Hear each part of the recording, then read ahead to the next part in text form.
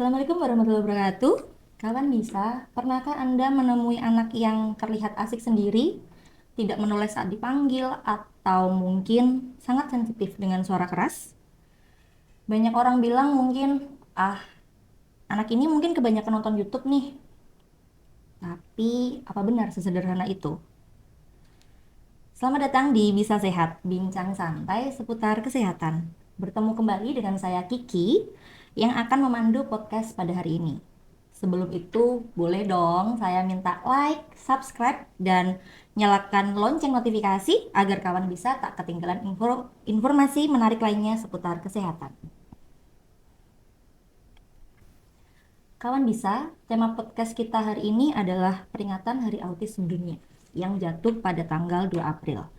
Untuk itu, di studio Bisa Sehat hari ini kita telah kedatangan dua narasumber yang setiap harinya bergelut dengan tumbuh kembang anak. Mari kita sambut Mbak Rahma dengan Mas Arifin. Halo, teman kawan bisa. Mbak Rahma ini adalah terapi bicara di RSUD Dungus, sedangkan Mas Arifin adalah okupasi terapi di RSUD Dungus. Sehat ya, Mas, Mbak? Alhamdulillah sehat, Alhamdulillah. Mbak. Langsung saja. Tapi sebelum kita membahas lebih dalam, silakan untuk Mbak Rahma menjelaskan itu sebenarnya autis itu secara medis atau mungkin di pandangan terapi bicara itu sebenarnya apa sih, Mbak? Autisme itu lebih ke gangguan neurologis ya, Mbak Kiki ya. Lebih ke sesuatu yang berulang, kurangnya komunikasi dengan sosial atau dengan temannya, anak asik dengan dunia sendiri, seperti itu. Kalau bisa dijelaskan seperti itu sih autisme itu. Jadi sebenarnya gangguan neurologis. Nggih. Oke. Tapi berarti bisa disembuhkan apa enggak ya, Mbak? Kalau untuk autisme tidak bisa disembuhkan karena itu bukan penyakit ya Mbak ya. Autisme itu bisanya kita kejar kekurangannya anak di mana buat bisa beradaptasi dengan lingkungannya seperti itu. Oke, berarti yang di goalnya kalau untuk anak autisme itu bukan kesembuhan, tapi bagaimana dia beradaptasi dengan lingkungan, dengan masyarakat, Betul. gitu ya. Sedangkan kalau untuk Mas Arifin di mata okupasi terapi, sebenarnya apa yang menyebabkan autisme bisa diderita pada seorang anak? Kalau untuk penyebabnya itu kan masih belum secara pastinya masih belum diketahui. Cuma kalau kalau dimulainya kapan kondisi autis yang terjadi itu dimulai sejak kehamilan. Terutama di apa itu namanya? Semester. Di trimester pertama itu kan rawan banget semester pertama, yang kedua bisa karena paparan zat-zat misalnya zat-zat adiktif, bisa dari makanan yang kalau zaman sekarang kan konsumsi makanan laut kan seafood seperti itu kan udah banyak menjamur ya Mbak ya.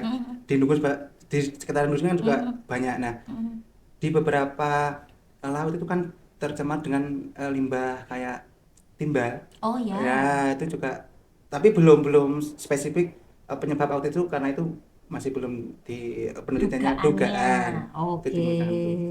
Itu kalau dari masa kehamilan. Berarti kalau yang sering beredar di medsos yang kayak YouTube, gadget, medsos itu bisa menyebabkan autisme itu benar apa enggak?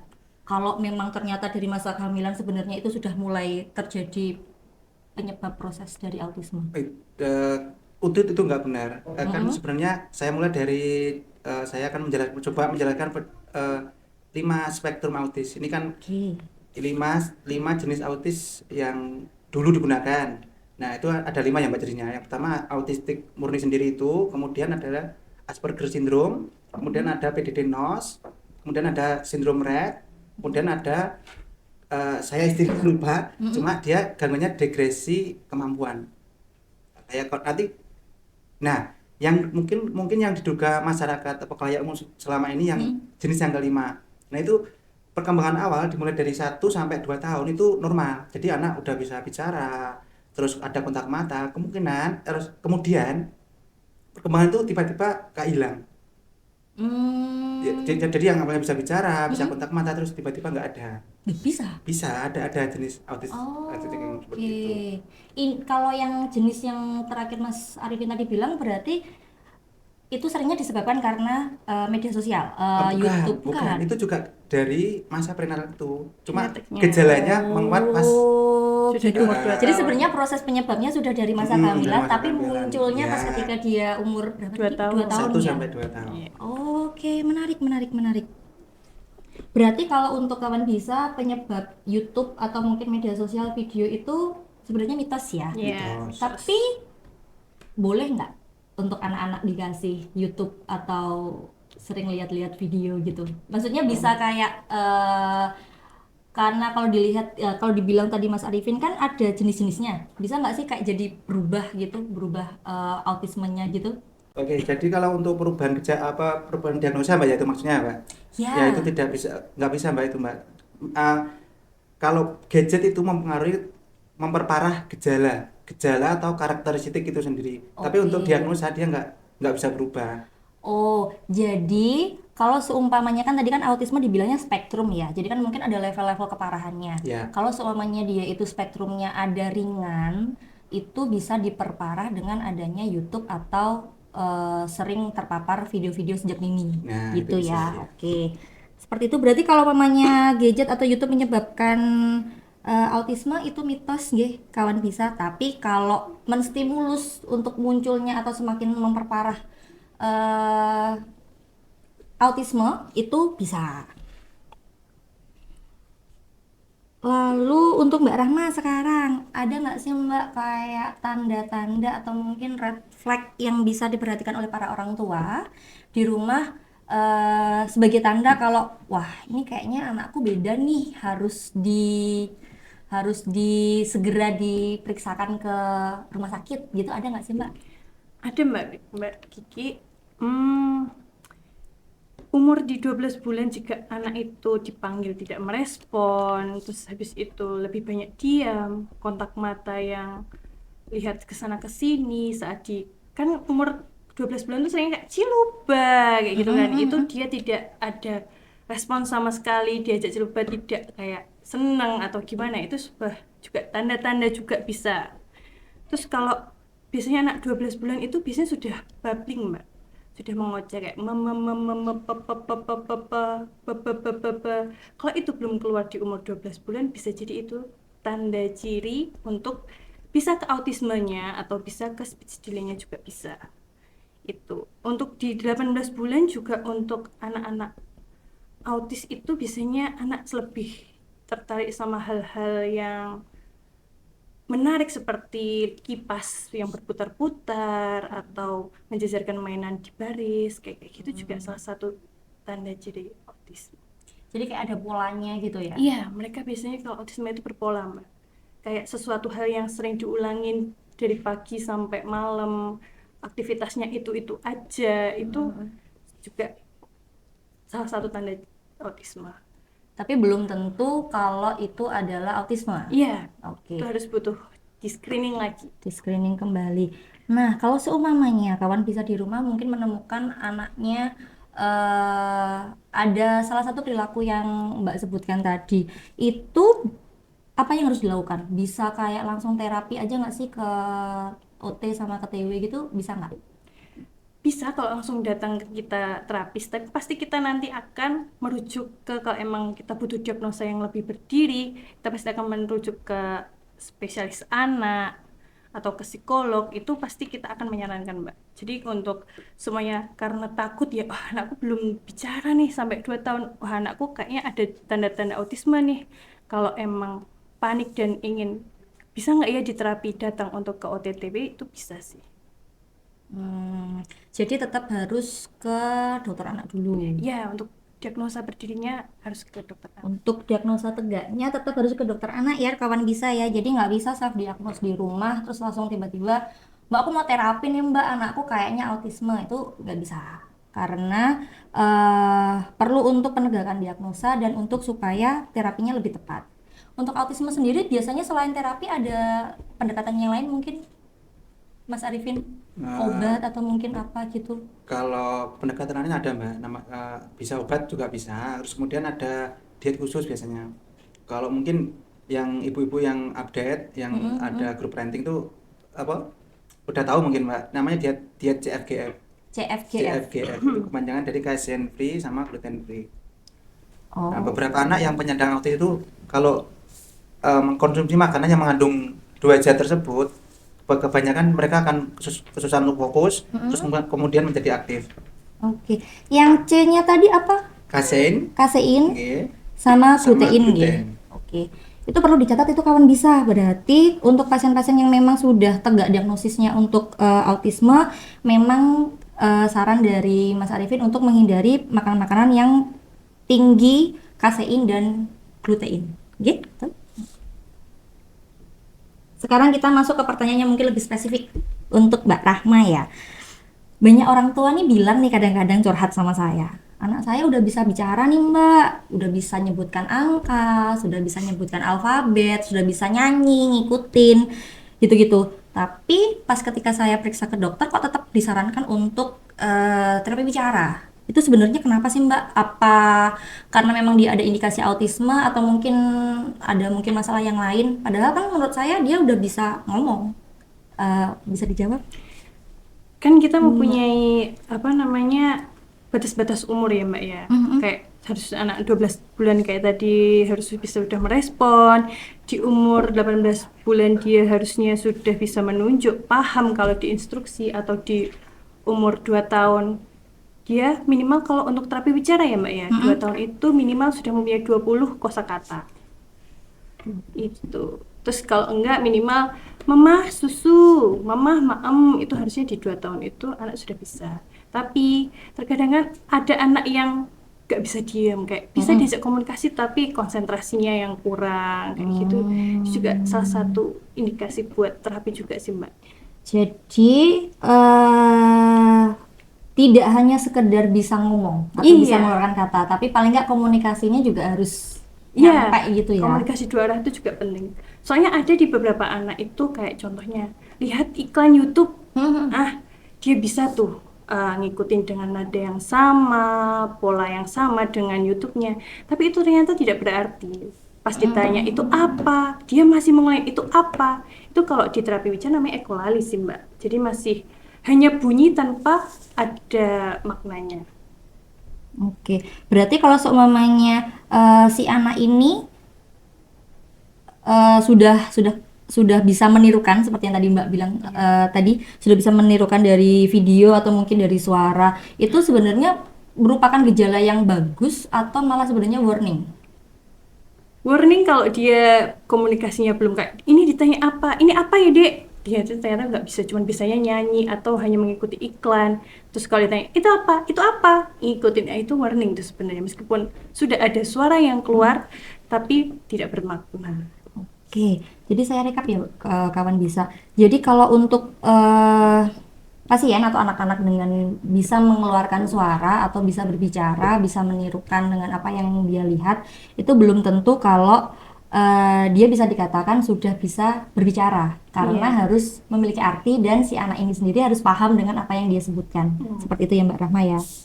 Oke. Sekarang kita bahas ke keseharian. Untuk Mas Arifin, tadi kan sempat disebutkan soal diet nutrisi.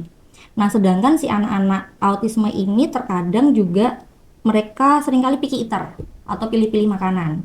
Selain picky eater, mereka juga sensitif terhadap suara. Jadi kalau ada suara kencang, kayak suara blender atau suara kendaraan gitu, mereka langsung tutup telinga gitu kan, rasanya kayak ketakutan. Itu sebenarnya ada sumbangsi atau ada pengaruh dari autisme itu sendiri atau memang memang anaknya aja yang sensitif? Oke, dengan tadi kaitannya dengan picky eater Mbak ya. Jadi kalau anak autis itu kebanyakan anaknya pilih-pilih kayak makanan gitu ya. Nah, soalnya salah satu karakteristik autis itu sendiri kan dia tidak menyukai perubahan yang sifatnya tiba-tiba. Jadi rutinitas sabarnya itu sama. Misalnya kalau dia sukanya makan lembek, kecenderungan Lembek terus. polanya itu Iya. bakal lembek terus. Terus kalau dia suka yang keras-keras, Akhirnya yang lembek-lembek jadi nggak mau. iya, jadi pokoknya dia tidak menyukai perubahan Tiba-tiba. perubahan secara tiba-tiba. Aktivitas yang disukai itu kan aktivitas yang sesuai dengan prediksinya dia. Jadi aktivitas yang tiba-tiba, pokoknya lempar bola pada sasaran, dia anak itu nggak suka. Karena kan kalau kita lempar bola pada sasaran itu kan kadang tepat sasaran, kadang meleset. Nah, untuk anak autis itu sukanya kayak Yang numpuk-numpuk menumpuk benda-benda, numpuk terus jejer, seperti itu kesukaannya. Jadi kalau aktivitas atau kegiatan di luar prediksi dia tidak menyukai. Misalnya lagi kalau anak autis itu karena kekakuannya istilahnya ini rigiditas namanya kekakuan. Jadi Kekakuan, tapi kekakuannya kekakuan dalam perilaku, dalam hal perilaku. perilaku. Nah, misalnya kalau dia berangkat sekolah lewat satu rute, nah besoknya sampai kapan pun dia bakal pengen melewati rute yang sama itu. Kalau terjadi perubahan rute dia mungkin emosinya tantrum meledak-ledak gitu. Kalau untuk terapi bicara kan fokusnya lebih ke terlambat bicaranya nih. Berarti kan tujuan terapinya untuk nge-push kemampuan berbicara. Iya. Sedangkan kalau untuk okupasi terapi sendiri, tujuan yang ingin dicapai pada anak autisme apa ya, Mas? Kalau untuk tujuannya sendiri itu yang pertama meningkatkan kemandirian. Terus yang kedua mengurangi gejala-gejala atau karakteristik autistik itu sendiri. Terus kemudian yang ketiga itu kayak menormalisasi sensorik, Mbak. Itu nanti kaitannya dengan kemampuan dalam meregulasi diri saat dia marah atau tantrum. Oh, regulasi emosi. Regulasi emosi.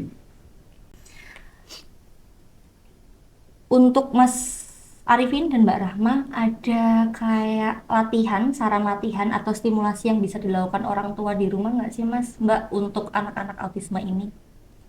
Kalau dari segi terapi bicara yang bisa dilakukan itu tetap perbanyak kosakatanya harus yang kita tujuan yang pertama ya Mbak ya. Jadinya sering diajak komunikasi, sering ditanya ini apa. Apalagi kan anak autisme itu seringnya dia asik sama dunia sendiri ya. Kita sebagai orang sekitarnya, orang lingkungan, orang yang di rumah itu harus memahami dunianya anak itu baru bisa menambahkan kayak oh kamu asik sama kipas, oh kamu liatin kipas ya, kipasnya kenapa itu, warna apa itu kipasnya, kayak gitu. Jadi kita ikut dalam dunianya dan kita bisa membuat itu menjadi kayak kosakata baru, kayak itu juga bisa Mbak kalau buat terapi bicaranya. Jadi kalau untuk latihan bicaranya lebih ke sering ngajak ngobrol, Iya betul. tapi tetap di dunianya dia, di Iya. dunianya mereka gitu nih. Kalau untuk Mas Arifin mungkin ada latihan atau stimulasi yang bisa dilakukan oleh para orang tua di rumah? Kalau untuk okupasi terapi sendiri kan autis itu kan ada tadi 3 itu Mbak, yang ada yang ringan, sedang, ada berat. Sebenarnya kalau untuk terapi itu sama kayak teman-teman dokter, teman-teman perawat. Jadi setiap tindakan atau penanganan itu ada dosisnya. Nah, dosisnya itu apa kaitannya dosis terapi dalam penanganan anak autis itu ada yang pertama frekuensi. Frekuensi itu ya kedatangan. Kemudian yang kedua adalah durasi. Durasi itu kayak dalam satu sesi itu berapa menit belajarnya. Nah, terus untuk anak autis yang dari tiga jenis ini tadi Mbak itu mendapatkan dosis yang berbeda-beda. Edukasinya juga beda ya Mas ya, Edukasinya juga pastinya berbeda. itu ya. Oh, jadi tergantung, nggak Tergantung. bisa, Iya. tergantung dari case by case. Iya. Oke. Kalau gitu untuk edukasi secara detail atau mungkin secara lebih tepat sasaran untuk anak-anak bisa datang langsung ya berarti ya ke RSUD Dungus. Tapi sebelumnya memang harus diperiksa dulu oleh dokter anak. Nanti kalau semuanya memang terindikasi akan diarahkan ke terapi bicara dan okupasi terapi. Seperti itu ya Mbak ya, Mas. Terakhir, adakah pesan dan saran untuk kawan bisa di rumah yang kemungkinan memiliki anak dengan autisme atau mungkin punya saudara atau mungkin punya adik atau di lingkungan sekitar yang dengan anak autisme? Bagaimana cara mereka untuk bisa merangkul, bukannya menjauhi atau malah mengasihani anak-anak istimewa ini? Untuk saran untuk orang tua dan masyarakat di sekitar, jangan saling membandingkan satu dengan yang lain ya. Jika kita mempunyai anak atau saudara yang menderita autism, jangan dibandingkan dengan anak normal yang lain. Terus untuk orang tua jangan merasa bersalah dengan keadaan anak yang seperti itu. Kita harus menjadi support system yang baik untuk anak agar anak lebih bisa berkembang, bisa mencapai kekurangannya, bisa lebih beradaptasi dengan lingkungan. Dari Mas Arifin? Semakin cepat anak anak mendapatkan deteksi dini, maka perkembangan anak dengan kondisi autis akan semakin optimal. Luar biasa sekali obrolan kita pada hari ini. Kawan bisa, autisme bukan akhir dari segalanya. Ini adalah tentang cara memahami mereka dengan cara yang berbeda. Mari kita lebih banyak merangkul daripada memberi stigma. Terima kasih kepada Mbak Rahma dan Mas Arifin atas ilmu yang diberikan. Semoga bermanfaat untuk kawan bisa di rumah. Iya, Ya, sama-sama, sama-sama. Mbak. Saya Kiki, pamit undur diri dan sampai jumpa di podcast Bisa Sehat selanjutnya. Wassalamualaikum warahmatullahi wabarakatuh.